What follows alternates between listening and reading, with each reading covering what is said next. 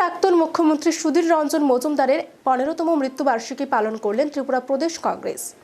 বৃহস্পতিবার কংগ্রেস ভবনের সামনে সুধীর রঞ্জন মজুমদারের প্রতিকৃতিতে পুষ্পার্ঘ্য অর্পণ করে তার প্রতি শ্রদ্ধা জানালেন দলীয় কার্যকর্তারা। প্রয়াত মুখ্যমন্ত্রী, প্রাক্তন সংসদ এবং প্রাক্তন কংগ্রেস সভাপতি সুধীরচন্দ্র মজুমদারের প্রয়াণ দিবস। আমরা প্রদেশ কংগ্রেস ভবনে সমস্ত কর্মী এবং নেতৃবৃন্দ ওনার স্মরণে আমরা সশ্রদ্ধ প্রণাম জানাচ্ছি। কংগ্রেস যাহা বলে তাহা করে, কারণ আমরা প্রাক্তন মুখ্যমন্ত্রী সুধীর রঞ্জন মজুমদার আমলে দেখেছি